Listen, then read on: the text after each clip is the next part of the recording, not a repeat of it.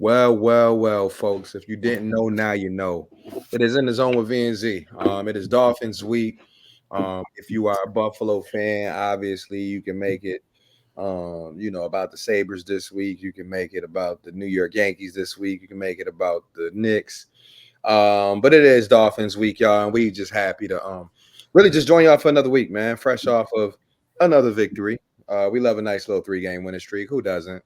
Yeah, we're glad to be back. So, man, Z, how you feeling? Hey man, it's good. Anytime it's Finn's week, squish the fish. Listen, man, it's a good time, man. It's another stress-free win, Yes, sir. never a doubt. So anytime I can get through my Sunday without even breaking a sweat, no elevated heartbeat, like listen, man, I'm good to go. So I'm feeling Yeah, good. yeah, I'm with you, man. I mean, obviously, we'll always give our views from where we was at. I know views from the couch for you, views from the upper deck for myself, as I was Spark already. it.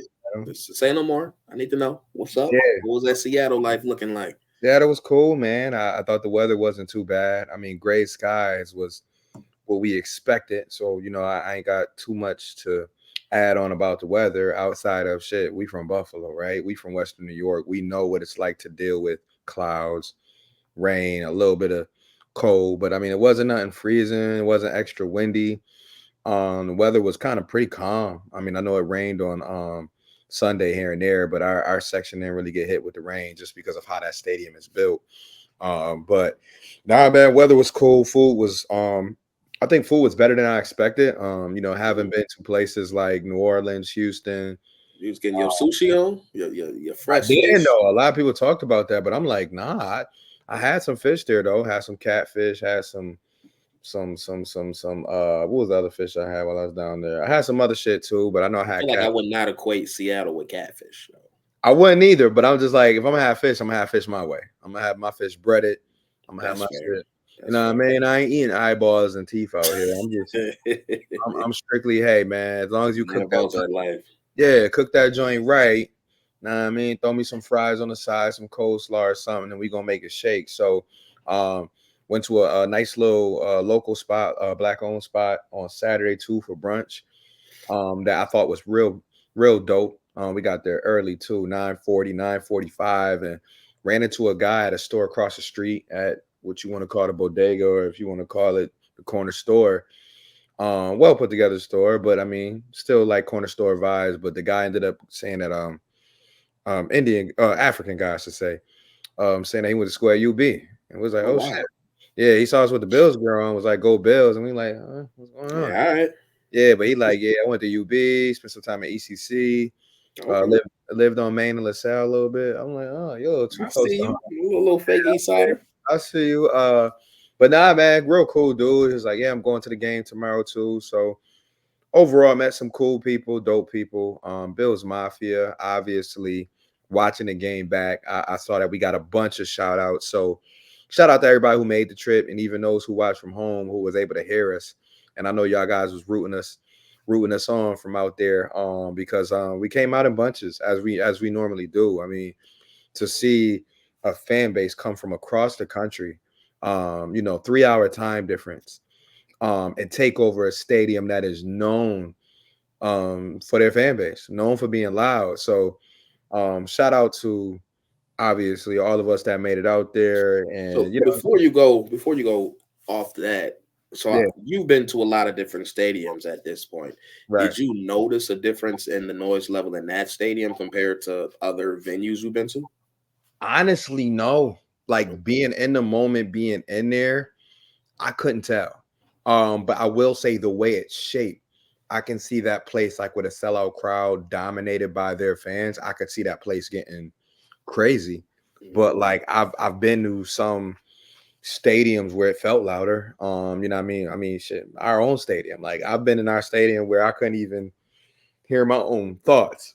So like maybe Sunday it didn't reach that point for me because it was such a mixture of people in that crowd that you really couldn't get like The hard. full effect of Yeah, it. you couldn't get the full effect because it was like no side was dominant. It wasn't like a dominant side of Seahawks fan or a dominant Bills fans. It was just a good mixture of Bills fans to the point where they could never really control the crowd noise. And then, not to mention, we got off to a good start. So anytime your team get off to a 14-0 lead, it's kind of tough to get involved. Or I don't even know if it was 14 nothing, but when we got off to a good start, like I mean, Josh and them guys took the crowd out of it.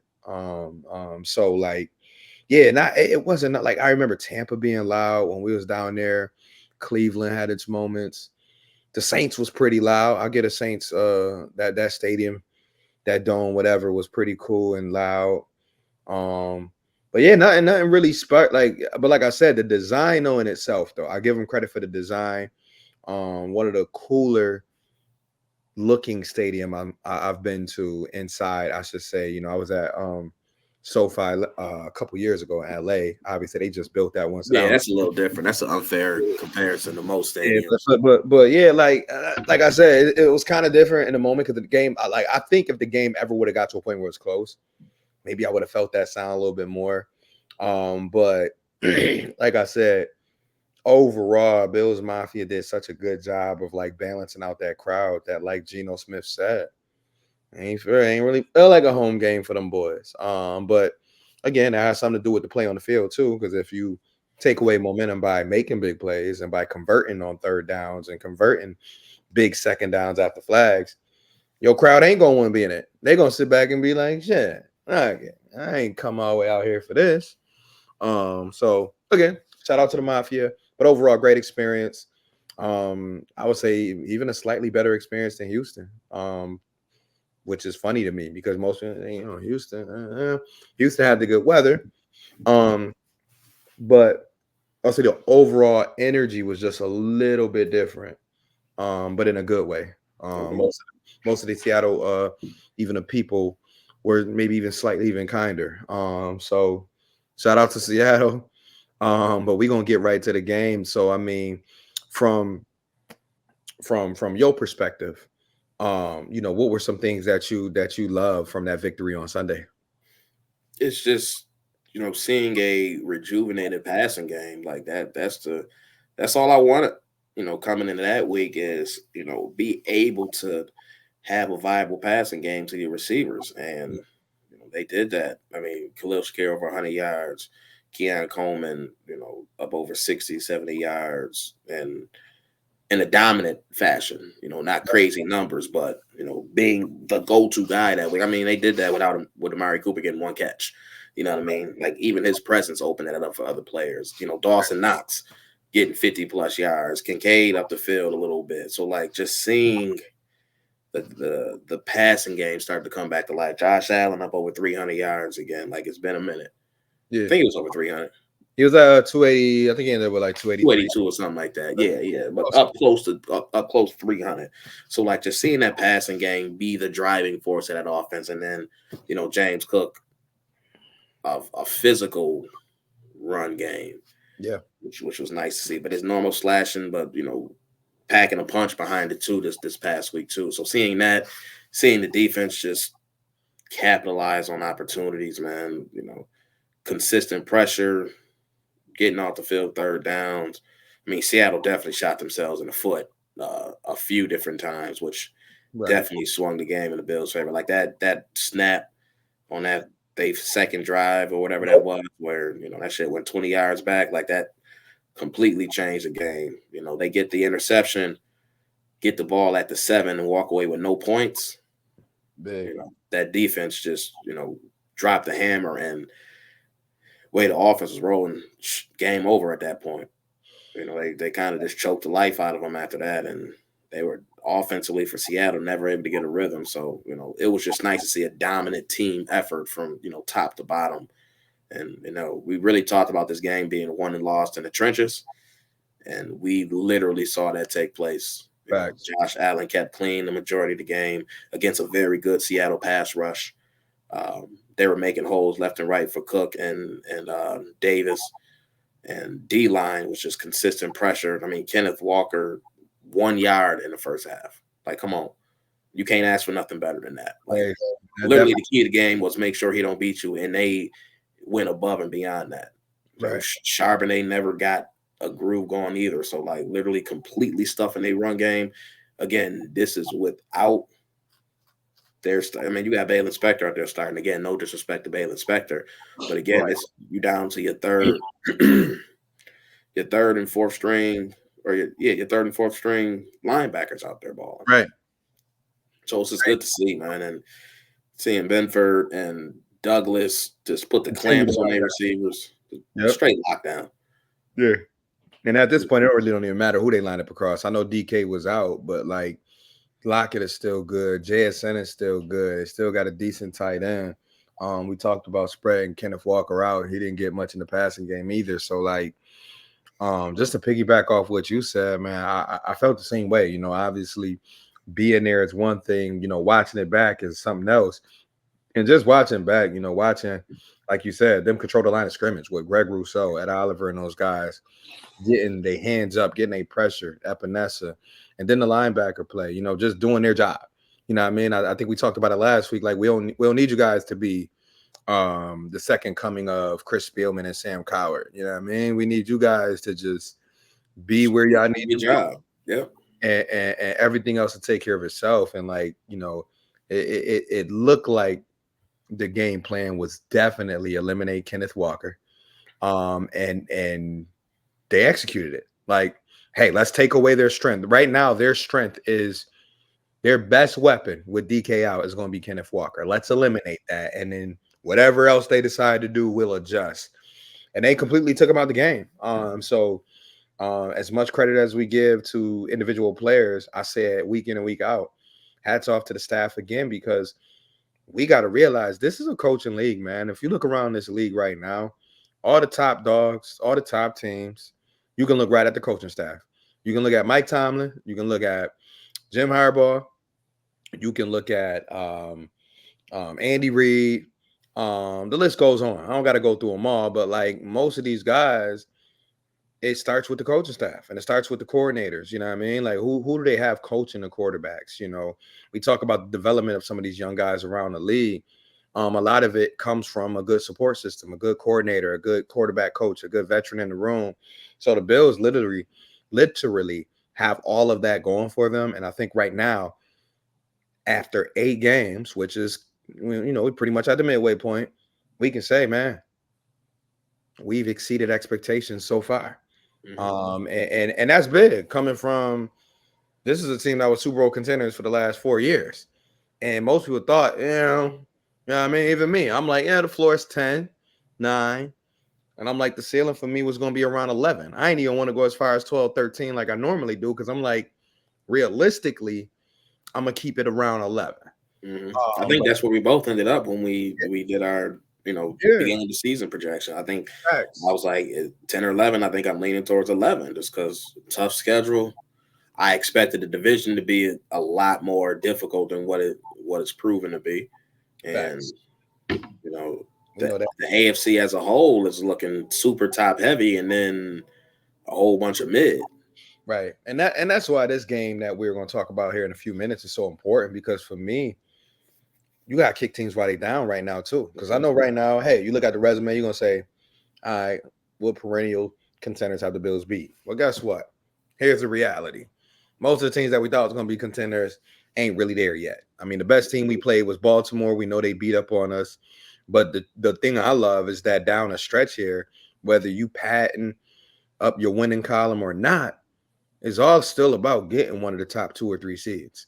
So Mhm. whether that takes beating up on New England twice and beating up on the Jets twice and basically flushing out the division, which they can do, I can see them finishing 6-0 in the division. So whether that's what it takes to get that top 2 seed, I'm with it. Because at the end of the day, when we 2 months from now, when we getting ready for the January playoff games, we gonna be wanting to know how many home games we got. Because if we got to go on the road to Baltimore again, if we got to go to Kansas City, it is what it is. But preferably, especially the way this team is built, I want them at home. And I know the last 4 years we've kind of said that, but I think with this particular team, the way we running the ball, the way we blocking, and the way we controlling the line of scrimmage, you damn sure better, yeah, you gonna want to have teams here, because them teams ain't gonna be able to match that physicality. On paper, probably Baltimore has the best chance of going at us blow for blow in a physical game. But like even that, I still want the rematch. I said it when they beat us that day. I'm like, Mhm. man, give me them again with Amari Cooper. Like you said, With, give me the round two. give me the round two, man, because we got so much more to offer than what we gave them. I think we got punched in the mouth that game, and we tried to respond, and obviously the trick play in that game kind of went left. But Yeah, I like, mean, shit, it was a game script, man. They got ahead and they was able to just run the ball and run their offense. But the biggest thing about that, it wasn't even stopping Derrick Henry. It's the fact that our offense just couldn't get going. That's the biggest thing. We didn't have teams run the ball, and that don't make a difference at the end of the day. It's just that offense could get things clicking. yeah, But it's a different level of execution happening right now on that offensive side of the ball. yeah, and not only that, I'm looking at the fact that in January you should have back two of your best defensive players overall, and Matt Milano and Terrell Bernard. So like that's a discussion for another day. But man, oh man, I'm looking forward to getting 43 and 58 together to play alongside Greg Rousseau, Von Miller, Ed Oliver, Dwayne Carter, and then not to mention the guys in the secondary who playing fucking great ball right now. Like literally, I have no complaints on the defense, and I know we can complain about the safeties all day, but guess what? Just like we talked about those linebackers filling in, Damari Hamlin through 8 games. If you want to call him the weakest link, I'll take him being my weakest link right now. Two Yeah. I mean, interceptions, he's bunch. fine. Like he's not making spectacular splash plays. He's not, doing anything crazy from a stat Yeah, standpoint, but every he's doing what the defense needs him to do. Is he a replaceable player? Yeah. Is for there sure, upgrades available? Yeah, I'm sure. for sure. However, he's fine. Like he's not hurting the team at all. Yeah, and I think that's why they haven't even rushed in Cole Bishop yet, because I know I've been calling for signs of Cole Bishop in there, activating Mike Edwards, but like, Yeah, at this point, I don't expect Cole Bishop to take a starting job at this point. I mean, he had one start. I think it was evident that he's not quite ready for that just yet. And if they haven't activated Mike Edwards on game day, I don't expect it to even this happen looking at this point. curtains. You're Yeah, not going to go from not getting a jersey at all to starting. yeah, So it's looking like he a true emergency situation if anything comes from that. But any last thoughts that you want to give on the Seattle game as we look ahead? Because I know I think I told you pre-show we wasn't going to hold them that long this episode, but any lasting thoughts that you were, I guess I would say, most surprised about from that game? Anything catch you off guard the it's like most? Keon a dog. That's it. I ain't gonna say I'm surprised at it, but I mean to go up and get that ball in the end zone over Reek Woolen, who is a 6'4", 220-pound cornerback, one of the most physically gifted cornerbacks in the game. Yeah. To for Josh, I had to trust in him to do that. Trust in him to go back shoulder other times against Woolen and the other cornerback, up the seam shots, just seeing that trust and chemistry developed. I'm like, all right, cool. Yeah. He This made is this is he made, beginning of something nice that's brewing between these two. yeah, and he made Reek look regular. That was my thing about the Super, play.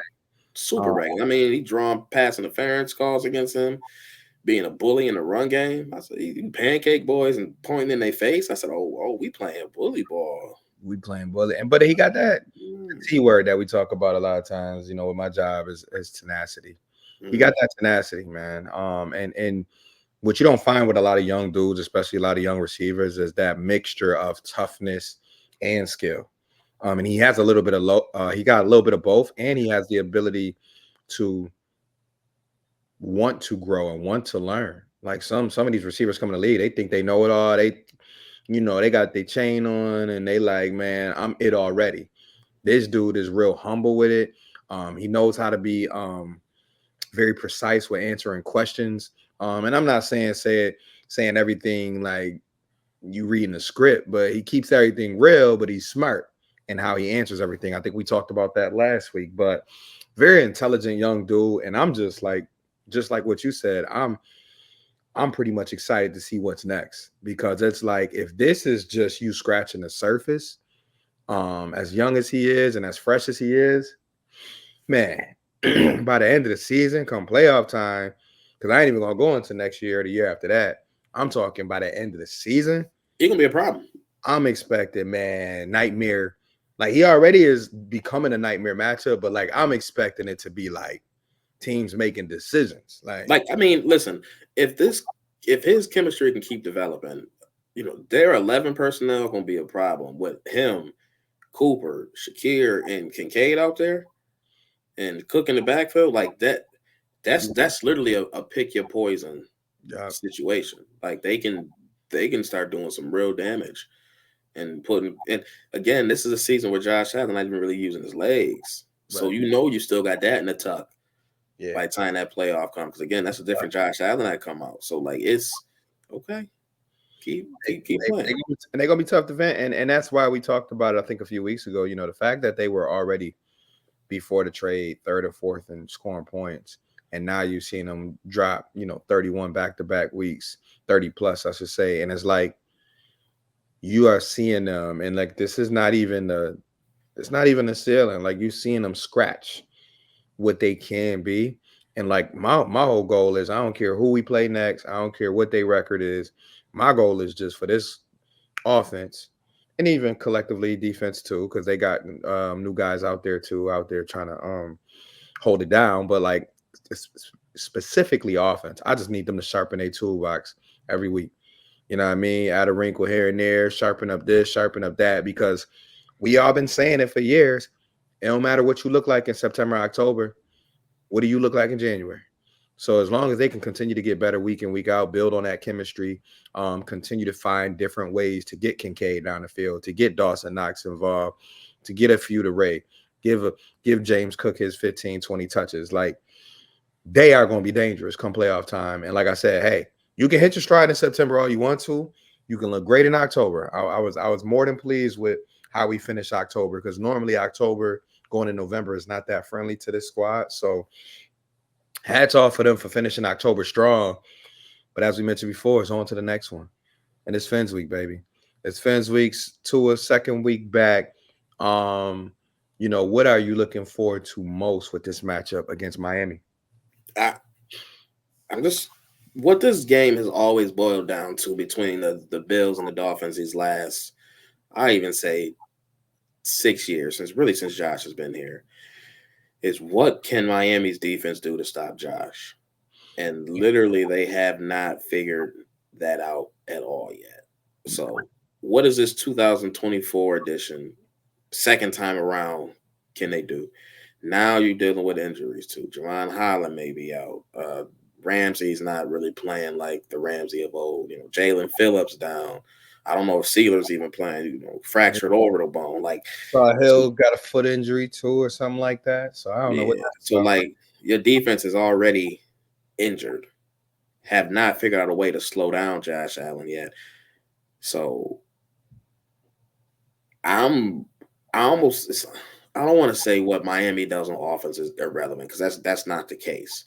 But if they cannot figure out a way to slow down Josh in this offense, it almost doesn't matter. Like Yeah, that's what this boils down to is what can have they figured out any type of secret sauce? Because this is just a big brother situation at this point. They just keep punking off the little brother. They finally think it's time. And last year they had a 3-game lead and last game of the season lose. right. They finally thinking they closing the gap this year. That gap get even bigger. So like what I know they fan base and they players got to be like, yo, what we got to do to beat this team? What we gotta do, man? What we gotta do? And to be quite frank with you, that's what it basically is. We've become, without the Super Bowls, we've become the New England of the division. And that's why it's so big that we do find a way to get to the Super Bowl, because we really can't compare our dominance to New England until Yeah, we don't we have no hardware to man, really compare. start coming at hardware. Now the AFC division titles are great. I love winning them every year. I mean, we almost now take it for granted because we've won like 4 in a row. But like, I'm getting to the point where Might as well say 5 in a row. probably is 5 in a row. Oh yeah, yeah, Yeah, we might as well lock this in for this year already. yeah. But like, at some point, it's like, cool, thumbs up. Now what? What do we do with that? What do we do with home field advantage in the first round? What do we do with possibly home field advantage twice? Because we all talk about that's what we want. But that's another. I'll just sidetrack into this. It's another thing that I want more fans to focus on is stop focusing on the regular season individual ac- accomplishments of some of our players, most notably Josh Allen. Um, guys, real quick, y'all spend so much time arguing with fans from opposing teams about why they shouldn't be MVP candidates, about why they shouldn't be two-time MVPs. Y'all know who I'm talking about.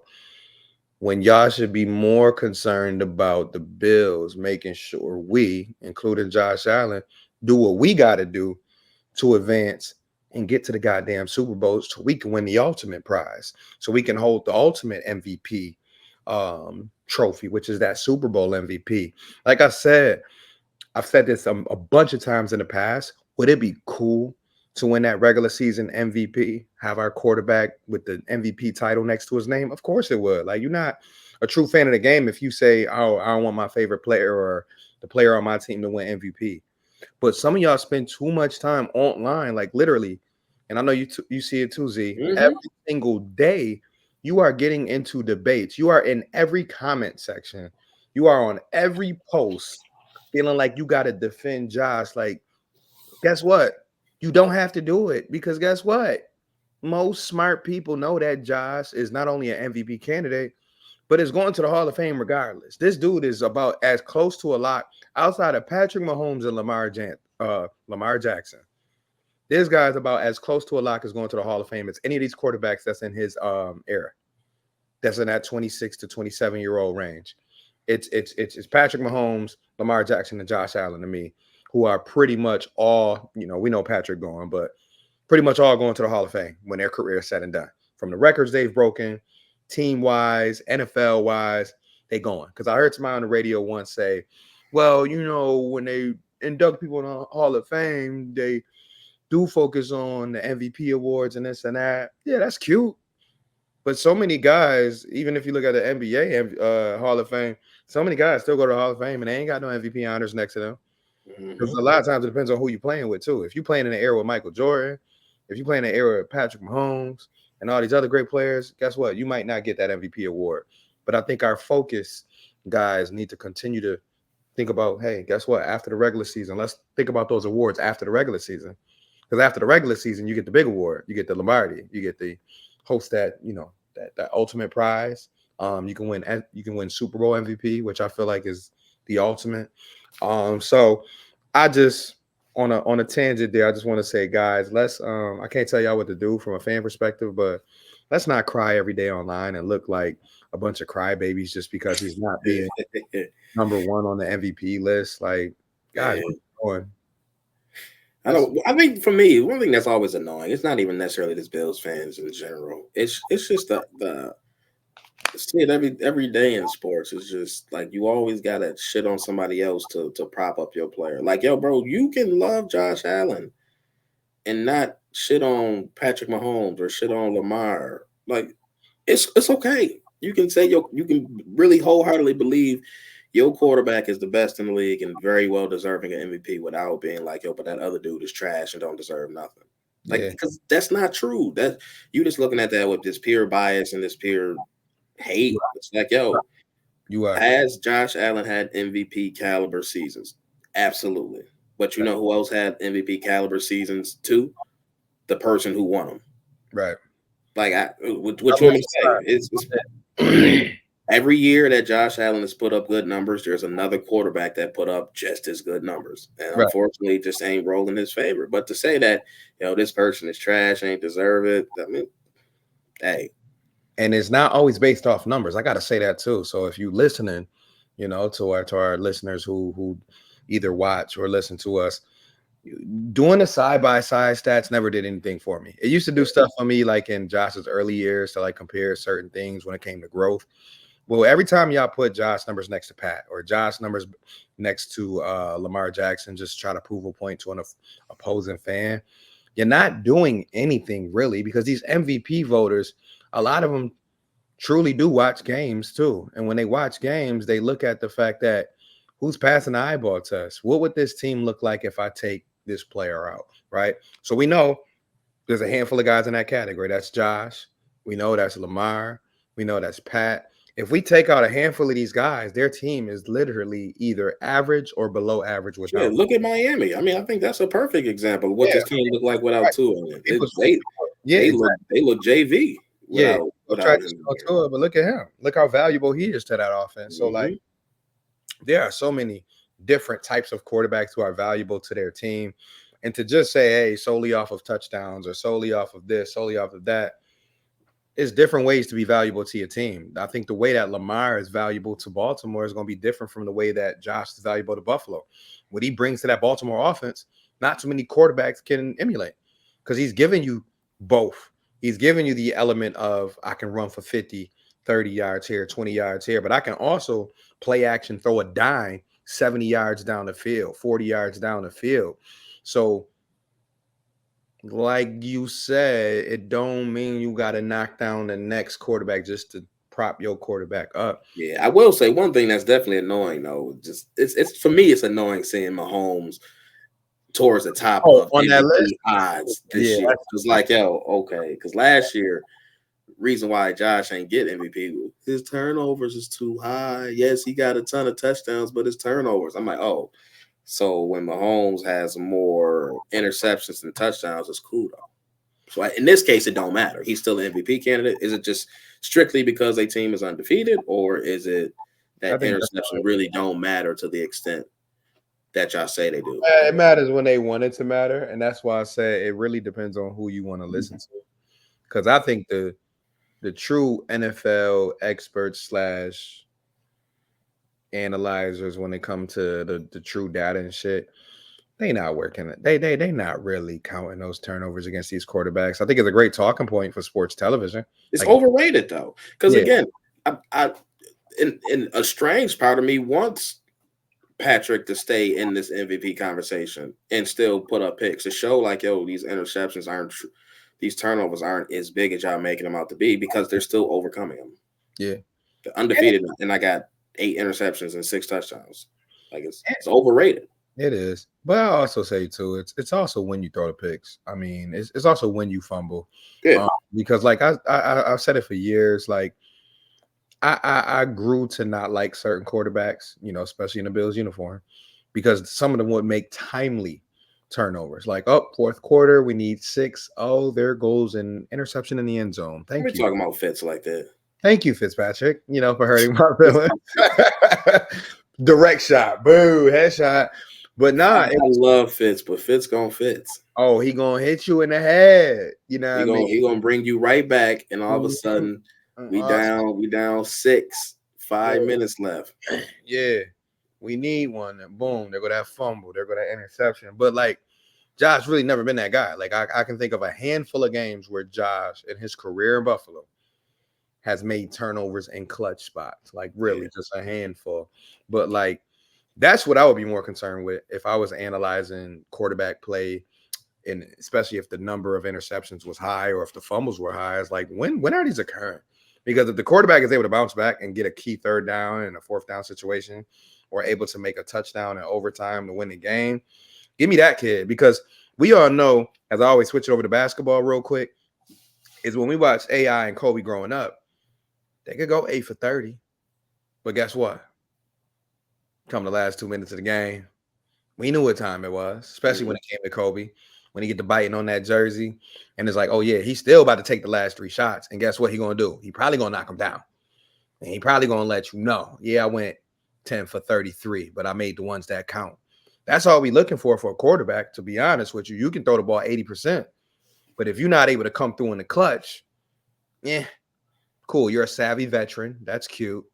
But the real gamers, the Patrick Mahomes of the world, the Lamar Jacksons, the Josh Allens, even I'll throw this guy's name in there too, because he's showing early signs. The Jaden Daniels, you know what I mean? The guy over there in Washington.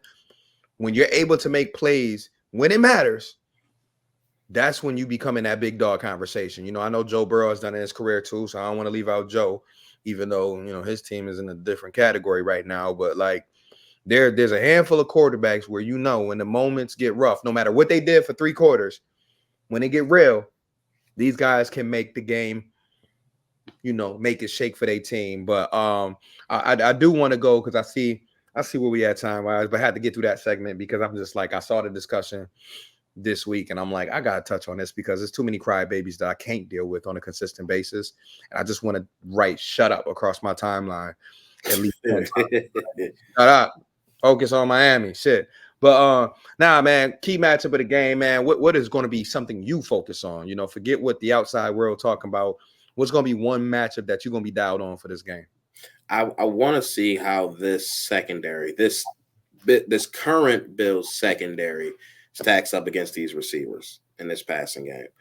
Because again, they've held them in check round one of this year, but it's always such a challenging matchup when you have that level of speed that you're going up against. Yes, sir. It's it's more than the ultimate equalizer. Like you still got two studs on the outside over there. So again, I just want to see how these corners and but mostly the safeties, how they hold That's a big one. these two in check. Are they able to keep the top on this passing game? So just seeing what they can do and also what the Bills D line can do from a pressure standpoint, because we know pressure, especially against Miami, can cause some issues.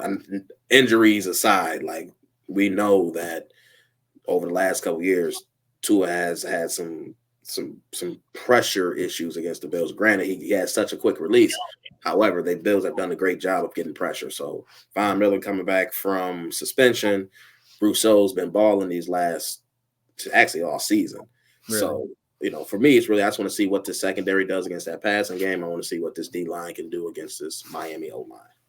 Yeah, I think you right. So I'll try to make sure I pivot off this, but I think the wide receiver corner matchups on both sides. You know what I mean? Whether Ramsey plays or not, we'll see what that looks like for Miami. But like on our side, Benford and Douglas again getting another shot at Waddle and Hill. And we know Waddle and Hill for the last 3 years, they've been one of the top three duos in the league. Absolutely. So for our corners, as great as they've been playing all year, to get another test, that's going to be something to see. But I think you mentioned it. The safety's got to make sure that they are over the top and in position. Because the last thing we want to see in that stadium is over the top past DeMar Hamlin's head, touchdown 70 yards. So it really is a collective effort that we're going to need to see from the whole secondary. I think one thing that we got going for ourselves in this game is the fact that we got Taron Johnson back there as well to kind of make sure everything from underneath to over the top is taken care of.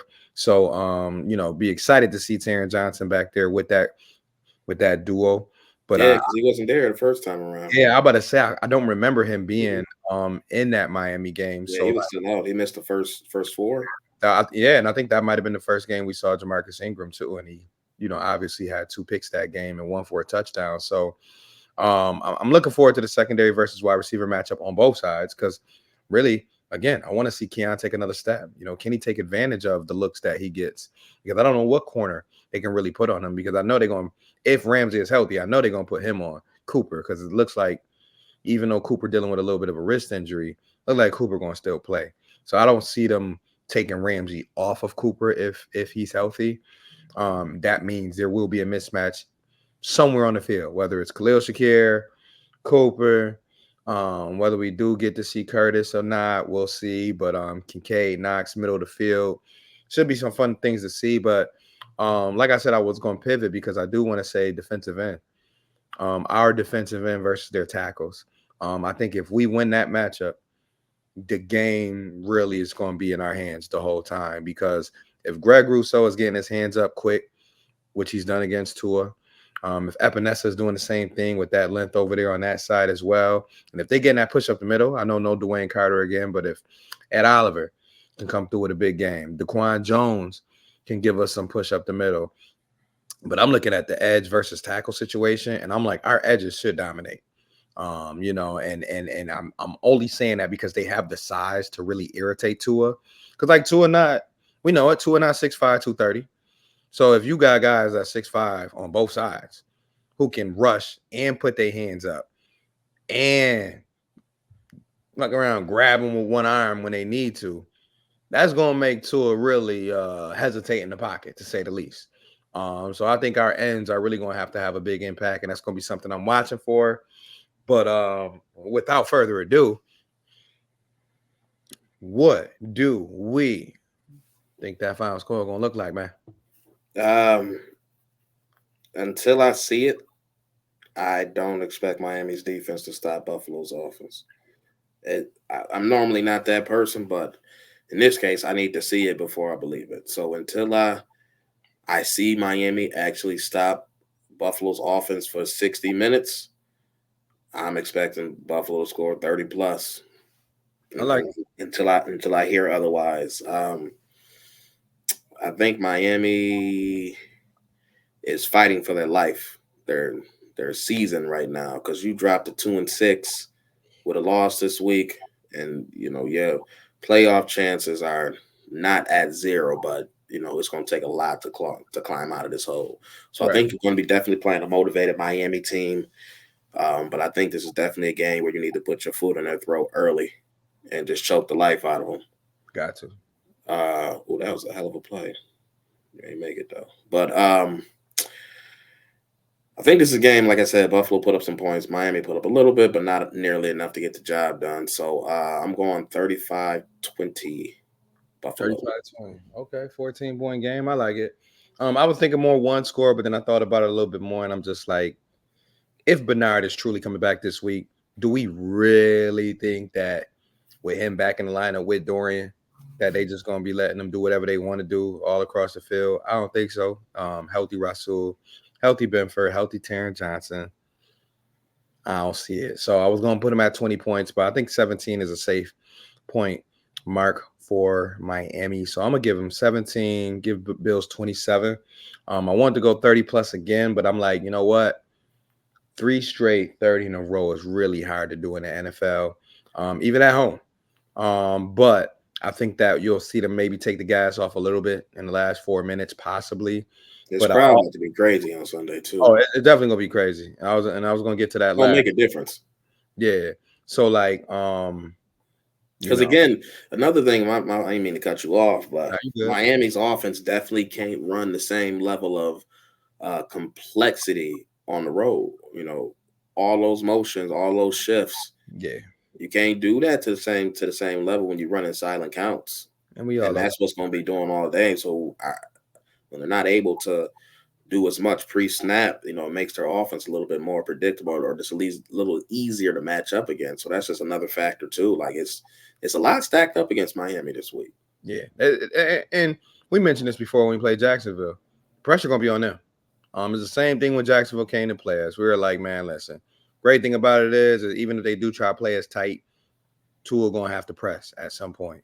And when he got to press at some point, we know he liable to throw one. If he is pressing, like if he's in control of the game and they're in control of the game and they got the flow down pat, we know he can toss that ball around. But like when you can get to a pressing, get him a little uncomfortable, especially with all the different health issues that he's dealt with in his career, it could be a day where it can get even uglier than what we both said. But I'm gonna go 27-17 Bills. I think divisional games are always gonna be closer than what we want them to be. So that's why I was leaning towards a one score game. But I'm like, you know what? I do see double digits. So if they got the Bills favored by more than 4 or 5 points, I would definitely say take the points. It's just that again, Miami desperately needs this game to turn their season around. So I think that early on we're going to see some desperation. We're going to see possibly a trick play here and there, because I think they understand that they got to get rolling. And if they play with fear, Bill's going to sniff that fear out. That's one thing I'll give McDermott and Babbage credit for, defensively at least, is like they can sense when a team starts pressing. And that's when they start to bring a little more heat. They might send a corner blitz here, safety blitz here, mix up the coverage. But yeah, looking at 27-17, Bills victory, of course. Would love to see Amari Cooper in this game, if healthy, get a little bit more involved. But outside of that, man, let's go out there, let's stack another W, and let's take it on to Indianapolis where they trying to figure their shit out over there after that. But yeah, quick glance around the league. I just wanted to get your quick take on the pickup of Deontay Johnson to Baltimore, man. Any quick thoughts on that? Good move. Another AFC team making a trade for a receiver. I mean, they had a weakness. I mean, they had Zay Flowers, and that's kind of it. No disrespect to Bateman or their other receivers, but again, Nelson Aguilar. it's mostly just Zay Flowers and their tight ends as their passing in which they got a So top 5 tight end, so it ain't like yeah, it's yeah, yeah. So I you got mean, a Mark top, Andrews you got obviously a no top slouch. 3 running Isaiah back. Likely is good in his own route and good in his own right. Excuse me. So adding Deontay Johnson, a good route runner, someone with inconsistent hands, but again can be a game breaker. Great with the ball in his hands after the catch. Um, an electric player. So Yeah. and again, they gave up next to nothing for him. So Yeah, 5th or 6th round pick, like yeah, that's just a swap. I think it's a 6 for a fifth or something like that. which is So which is insane what these receivers are going for nowadays. Like, yeah, it's just absolutely nothing. So good move for them. I'm not mad at it at all. So it makes their team better. yeah, and to piggyback off what you just said, I basically agree. I mean, does it strike any fair in me? Kind of like what I said with Kansas City and DeAndre. Not really, but it's an added playmaker. We all know kind of like what you said. They got some young guys in there. They got a couple veterans. You can call them veterans if you need to, but every once in a while, like the Bills found out, you're gonna need that reliable guy, or you're gonna need guy to at least create space for other people. So, if anything else, it just allows Baltimore to add another layer, make your corners back up just a little bit more, make the safeties back up just a little bit more. But I still think if I'm playing Baltimore, I'm still coming to stop Derrick Henry first. I'm still crowding the line of scrimmage. I'm still waiting to see what Lamar and Henry going to do. And if you want to throw 400 yards passing on me, do it. That's how I'm attacking Baltimore. It's like if you want to light me up with Deontay Johnson and Zay Flowers, have at it. But I'm not letting Lamar Jackson and Derrick Henry kill the game for me. So, good addition for them to keep their offense balanced. Like you said, they already got the tight end, got some decent options, but he gives you somebody. And they're gonna have some tough matchups with Pittsburgh. Cleveland is obviously Yeah, I showing. mean the division is going to be tough. I mean, hell, they just lost to Cleveland, so That's all I'm about to say. You know what I mean? My man James any Wilson, given Sunday in that division, it's going my to be a man. bit of a bloodbath. I mean, Pittsburgh is. They playing. That's one projection that I've been completely wrong on. I didn't think Me there's going to win too. more than 5, 6 games all year, and they already. Man, listen, the power of the right coaching staff and the right people. Because in that building, you got veteran, from the special teams coordinator who used to be a special teams coordinator with the Bills about 2 decades ago, all the way down to just the head man himself. Like Tomlin is one of those guys where even when reporters try to question his decisions on the quarterback and all of that, he a dude that's going to stick to what he truly believes in. And he believed that Russell Wilson was the right move. And right now, they really haven't skipped a beat. Some would say they were winning with Fields too, but guess what? Now they winning with Wilson. With And a passing game. you know what I mean? Offense look So better. so shout out to Tomlin. But that's gonna be, like you said, that's gonna be a fight in that division. And I truly believe they're gonna beat each other up. We'll see who survived. The lovely thing for us is that even if these other teams try to beat us up, they know who Big Papa is. And Big Papa in our division is Josh Allen, is Sean McDermott, and it's Brandon Bean. So as long as we keep stacking our W's, taking care of our business, it should be electric. Obviously, for those coming to the game, I'm seeing temps gonna be probably in the 50s. I'll double check, man. Last time I looked, it's in the 50s. Okay. What that mean for you and your bro, man? Y'all bundling up or what y'all doing? Nah, not out there this week. It's Sunday. It's Baby Z's birthday, or not so Baby That's Z's a birthday. fact. No, it is Sunday. Yeah. 100%. It's Yeah, on Sunday. So yeah. It's on Sunday, man. little big homie turning 4. So Yeah, baby Z turning 4. Ebony, my wife, for those who don't know, it'll be her birthday as well. shout So out to Ev. yeah, so shout out to the matching B days right there, man. Your baby and my baby, as I would say. Each having birthday. So we'll be celebrating out at the stadium. Anybody who see me, as I always tell y'all, don't be afraid to say hello, man. That is what it is. Always love. Even seen a couple fans out there in Seattle who I've come across online with a couple times. So like, man, as always, man, I appreciate every single one of y'all who do tune in, even if it's once a month. If you are faithful enough to listen to us every week or watch us every week, more power to you, Yeah, more shout out kudos to to y'all. you. We appreciate you. Yeah, I know we don't make as many announcements as we used to, but at the same time, man, if you subscribe, guess what? You You're getting gonna them get notifications. that notification. And if you watch this on YouTube, of course, we'll pop up on your home screen. But yeah, man, it should be a good to great atmosphere this Sunday. I'm not seeing any precipitation, so I mean a high of 56 means wear your hoodie, wear your light jacket, nothing crazy. Especially if you like me, I feel like anything above 50, I'm good. Now when we start working our way down, then I start bringing out the padded boots, start looking at some extra layers. But I'm built for 50 and above. So 50 and above, I'm Gucci. I'll have the shades on. I'll have my hat on. I'll be bundled up. I'm pretty sure the menu gonna be looking good at the tailgate. So if you know me, if you don't know me, whatever, and you come across where we be around. That's all I'm gonna leave it at. We'll be around, not hard to miss, and we're gonna have a party. We have a party to celebrate my wife, celebrate a Bills W, Yes, um, sir. and dominate in the Miami Dolphins like we do. It's time we sweep these boys early, and nothing better than starting off November with sweeping one of your divisional opponents. So really looking forward to that. But any last words you want to hit him with today, man? I'm gonna say, not on the team no more, but shout out to Diggs. Hate to see my man go down. That's a fact. Sucks to see. Yep. Hope for a speedy recovery from my guy. It's tough going into free agency now with the torn ACL, so that's unfortunate, but such is life. Such is life, man. It's crazy. But I'm happy that my team's getting more healthy. So it Yeah. is what it is. Yeah, man. I mean, at the end of the day, man, prayers out to his healing process. I mean, mentally and physically, because we all know once you hit that 30 bar in the NFL and you get one of those injuries, I mean, shit, as Von Miller, you don't know what you're gonna look like when you bounce back, when you come back.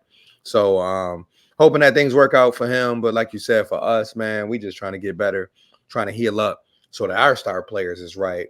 And all in their mindsets. But outside of that, man, go Knicks, go Sabres, go Yankees, go Bills.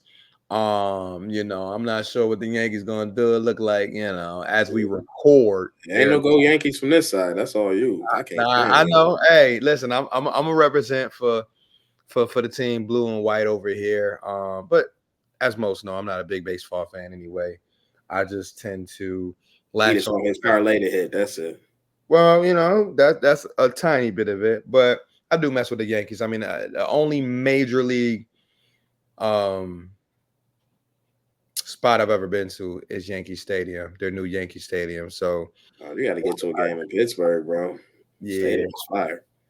yeah. So there, I was able to crack that bubble by getting out there to see them boys play, and I was able to see A Rod and Jeter out there the day that I got out there. Shout out to my boy Nico for hooking me up.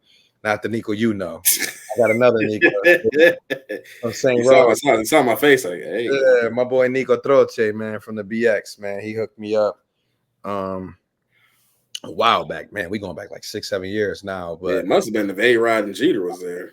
yeah, man, it was I think it was one of their final seasons. I can't remember which one, but still a great experience. Took the Oh, train for down sure. I too. mean, I think whether you're a Yankees fan or not, that's one of the places where it got to be a bucket list thing to Yeah, be. So you went to Yankee sure. Stadium and saw that. So And like I said, I like to think I'm a true sports fan where like in most places, if you put me in there, I can find a way to enjoy it or appreciate it. So that's kind of how I felt at the time. I'm like, listen, I ain't gonna tell you I'm locked in, but I'm here.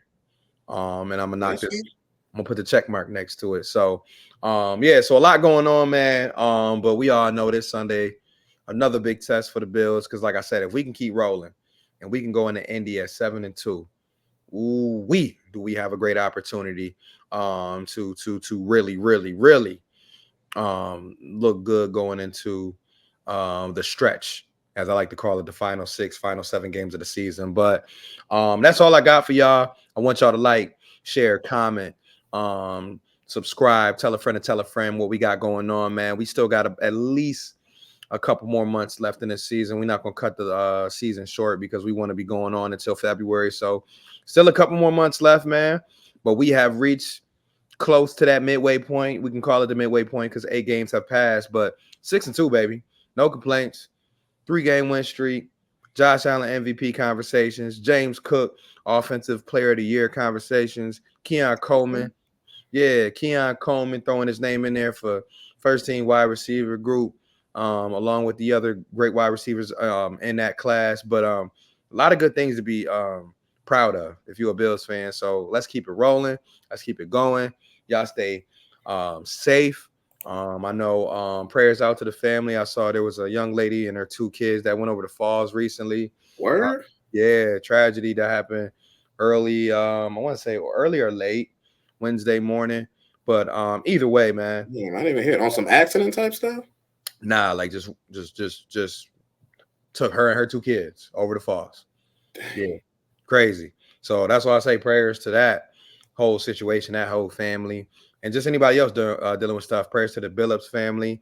I know, there was a couple people who I know their grandmother passed away, but also related to our boy Amir who passed away. So he gained another family member up there in heaven with him. So shout out to the Billups family and their loss. But yeah, a lot going on. So I just tell you guys, man, make sure you are taking care of yourself, staying healthy, and being mindful of those around you. Like I say, always lead with kindness, love, and respect, because you do not know what the next person is going through, and that's just the real me coming out, not football me. So that's all I got for y'all.